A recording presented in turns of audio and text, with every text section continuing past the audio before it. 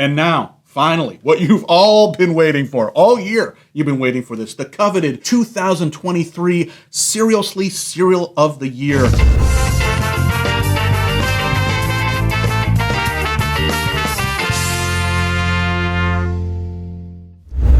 Happy birthday, everybody, and welcome to Cerealsly, where we take cereals so seriously. My name is Alex, and for my undergraduate degree, I was an English major. On the first day of my senior year of college, though, a registration error landed me in a class that I didn't recognize, labeled ID 407. It was in an area of campus that I'd never been to before, but I hunted down the classroom and took a seat, only to hear the professor welcoming everyone to Interior Design 407, also called a portfolio intensive. Then he immediately launched into class introductions, going around the room and having everyone give their name and the thing they were most passionate about when it came to interior design. I don't know anything about interior design, and I certainly don't have any passion areas around interior design. I don't know why I didn't just say there was a mistake and excuse myself, because instead I decided to stay and pretend I was an upper level interior design major, and when it was my turn, I waxed eloquently about fabric textures for a few minutes,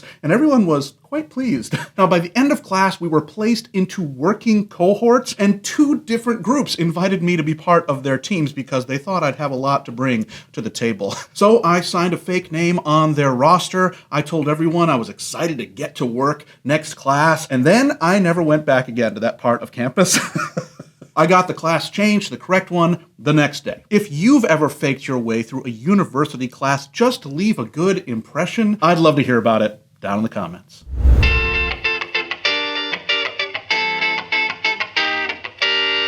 Today on Cerealsly, things are going to look quite different than usual. We don't have any cereals to eat because instead, we're going to look back at our first year together. Now, it's not a full year, unfortunately, and I feel a little odd about that because I started this channel in mid-February of 2023. So to do a year in review now, knowing that I'm going to do a channel first anniversary episode in 6 weeks or so, it seems a little gratuitous. But the idea of not doing a year in review for this last Friday of 2023 seemed like a bigger miss than doing too many, so here we are. Now, the overview of 2023 that we're going to do together today happens in two parts. First, we're going to start with stats. I've spent a few weeks crunching the numbers on all things Cerealsly, and I think I've uncovered quite a few that'll be of interest. Now, after some statistical observations, then, I want to move on to the second part by giving out a few Cerealsly Year in Review awards.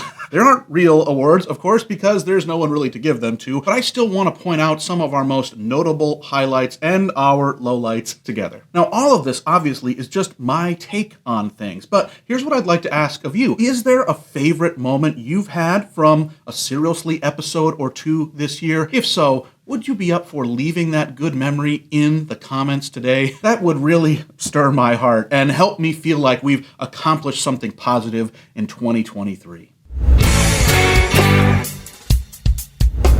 All right, you nerds, let's jump straight into some statistics and a few observations I've made during the season of number crunching that I've been in lately. Now, first, just an overview. In 2023 alone, I've released 46 official episodes of Cerealsly, once a week since February 17th. Now, there were also two bonus episodes, an extended cut of an episode with my brother, and a special Snacksly episode where I ate more different kinds of classic Oreos than anyone has ever eaten in a single YouTube review before. Now, I still haven't checked to see if that's true, but I still believe it and will continue to say it. Now, over the course of those 46 episodes, how many cereals do you think that we've reviewed? Now, many of our episodes have more than one cereal, of course, but just personally, I think I would have guessed maybe in the mid-70s or so. Well, it turns out we have reviewed 123 cereals. 123 in 2023. 123 in 2023. That seems crazy to me. And it actually worries me a little bit about the future of this channel. There is no way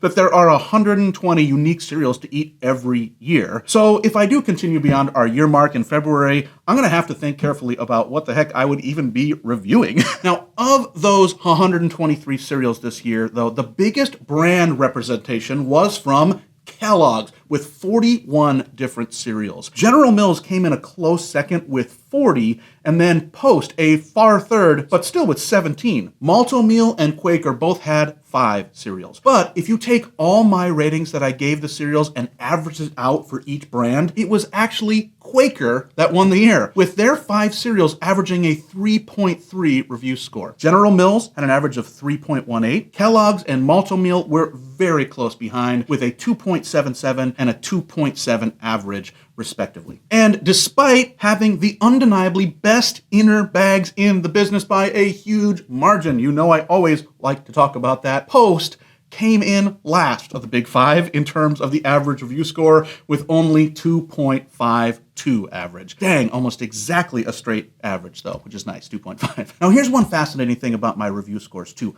I put them all in a spreadsheet to try to see what my most common rating was, and the overall chart of the year of ratings looked like this. Each of those lines represents a cereal rating, and isn't it amazing? The frequency of ratings is almost too perfect. I had slightly more 3.5s and 4s than the other numbers, but only by a tiny amount. They were overall extremely well balanced. Do I come across as that well balanced to you? I'm amazed by me. Now, 2 tiny blips stuck out to me that I wanted to point out to you. It was probably hard to see on that chart that I just showed, but for some reason, I only gave one cereal all year a rating that included a quarter step. I gave one cereal a 0.75, and it was, do you remember? It was shredded wheat Big Biscuit. It was on the Old People Cereal episode 18, and I hated all of those cereals, but most of them I gave a 0.52, but I hated Big Biscuits just a little bit less, so I wanted to give it a tiny bit more. I didn't dare give it a 1, though, so that's the only one I've ever compromised my half-step scale for. And finally, did you catch on the other end of the spectrum that there was also one 5 that I gave out officially in 2023? Only one. Do you remember what cereal it was for? It was awarded during episode 15, my birthday episode, where I reviewed and tested my own favorite cereal, Crispix. Now, having looked at those charts, you may have noticed that there are far more zeros than that 1 5 handed out. That seems to be true, but it doesn't really pan out like that. The truth is that I only really gave out 2 zeros. One for Sour Patch Kids, the worst and most wonderful cereal ever. And then also a 0 for all of those Insta Bowls and OK Go cereals, the one that you have to pour water on. Those, just as a concept, were so repulsive that they all got zeros. The problem was that there were 7 of those, so it looks like a lot of independent zeros. Now, one final item of note. We covered many cereal themes over the course of the year here on Cerealsly. We tried brand new and wacky cereals, or old classics, or cereals that were new in the past but I had saved in my backlog, and many other types and themes. One theme that came up frequently was tie-in cereals. Cereals that exist because of a cultural moment. That could be a movie release or a TV show anniversary or a limited celebrity endorsement. Now, I went back through my overall list to see how those tie-in cereals fared, and on the whole, they didn't do great.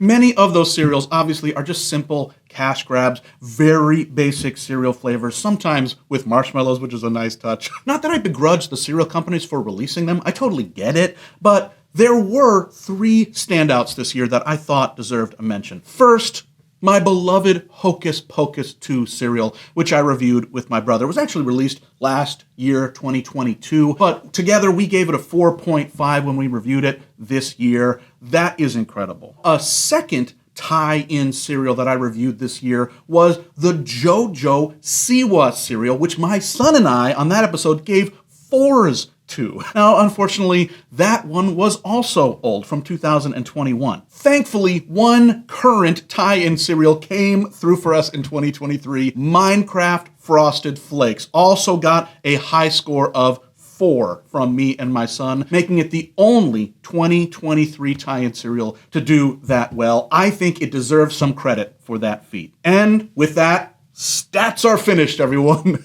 Thank you for crunching both cereal and numbers with me this year. Now, here at the end of all things, before we officially wrap up 2023, I want to announce the winners of the Cerealsly Year in Review Awards in 5 different categories. Let's start with the Surprise of the Year award. This award goes to the cereal that really came out swinging with some unexpected delights in 2023. The winner of the Surprise of the Year 2023 goes to Chocolate Frosted Flakes. This cereal, as featured in the Frosted Flakes Flavors episode, has a chocolateness that is genuinely above the rest of the field. It is far less cocoa-ish and far more chocolate syrup-y. It's lathered on the flakes and has a fudgy taste that is miles ahead of the competition. I had no idea when I picked this up that I would be blown away by this. And by the way, I haven't mentioned this on the channel yet. After that episode that featured this, I found out that the Halloween version of this also added marshmallows, which made it even better. I considered naming this an unassuming Frosted Flakes flanker my cereal of the year. It didn't win, but it was an incredible thing to even contemplate. Now, it wasn't just chocolate Frosted Flakes either. This year, Minecraft Frosted Flakes and Pumpkin Spice Frosted Flakes were also excellent. What a shockingly good year for something as staple as Frosted Flakes. Truly a deserving win. Now, on the flip side, I have an award for the letdown of the year. This is the opposite of a delight. It's a big bummer of something cereal related. So this year's winner of the letdown of the year goes to the Christmas season cereals. I looked at my statistics for the year and noticed that episode 40, which was our Thanksgiving cereal dinner episode, was the last time in 2023 that a cereal got a 3 rating or higher. That means none of the 19 cereals we reviewed during the holiday season got over a 2.5. That is not good. Christmas should be a time of joy and goodwill towards men. Instead, this year it was a time of bland or even bad cereals. I'm dreaming of a full turnaround for next year. It has got to happen. But 2023 wasn't all a letdown. The next award is going to the cereal Innovation of the Year. This is a cereal that, whether it was good or bad, did something novel or interesting. The runners-up for this year's award were Icy Cereal and Cinefuego Toast Crunch, which played with the cooling and the spicy levels on cereal. Super fun. But even those couldn't live up to the level of this year's true Innovation of the Year winner. It's actually 2 cereals. The Sweet Dreams cereals. These were not so great. I actually gave them I think a 1.5 and a 3, but man, oh man, were these a unique take on cereal eating. Billed as being best eaten before bedtime, this was one of the biggest swings of 2023. And I reviewed it like this. Take a look. But listen, altogether, I want to award a 5 out of 5 for the balls it took to market it this way. Post, I salute you. Way to go, Post. 2 final awards. Now we're really getting into it. First, the Episode of the Year award. For this category, I looked back on episodes I thought were the most thoughtful and enjoyable, most fun to watch, and I actually want to give out 3 of those awards. So if you're hanging out with friends and family over the next few weeks of this kind of end of the year holiday and want to revisit an episode that they'll probably enjoy along with you, I would start with these 3 winners. Number 1, the Sour Patch Kids episode. It was just so bad, but so fun. Then the Old People Cereals episode, because I was righteously upset for the sake of our elderly folks. And then finally, the S'mores Showdown episode, because that one was such a full-featured journey, I feel like, on its own. Any of those 3 would be a great starting point for a new fan, and I am really proud of the work we did on those and how they represent the channel. And now, finally, what you've all been waiting for. All year, you've been waiting for this. The coveted 2023 Cerealsly Cereal of the Year award. Runners-up, by the way, were Fruity and Cocoa Pebbles Crunch, which I thought were totally crunched. Never have I ever had a bigger crunched in a cereal. That was so fun. But the ultimate winner this year that will receive the Cerealsly Cereal of the Year award is Lucky Charms S'mores. Lucky Charms S'mores is everything great about a cereal flanker. It retains the key element of the original cereal here, of course, namely it's the marshmallows. That was so bold because they did add also other marshmallows. Look, you can see it on the side. They added these white classic s'mores looking round marshmallows, but then they kept the other Lucky Charms shapes. That is brilliant. And then this flanker plays on the strengths of the original cereal to do something new. In this case, they added graham pieces and used the chocolate version of the cereal. That was genius. Lucky Charms is already a cereal of 2 textures, and growing that to 3, pure magic. Now, this beat out a pretty big list of contenders in 2023 to be crowned the champion, not only of that showdown episode, but in my opinion, for all of 2023. This is the cereal that brought me the most enjoyment and delight this year. Lucky Charms and General Mills, may you continue to bring happiness for many more years to come. Well, friends, we have done it all this year. We talked this year. We ate this year. We reviewed 123 cereals in 2023 this year. And I didn't even start until mid-February. That still is amazing to me. Listen, if you want to try any of the cereals from our journey together in 2023, I will leave a special link in the comments of all of the cereals in a list and the data that I referred to throughout this episode. But listen, if you haven't yet, this is your last chance in 2023. Would you please like this video and subscribe to the channel and leave a comment with what cereal we should look at together in a 2024 episode. Until then, never be soggy, my friends. Bye-bye.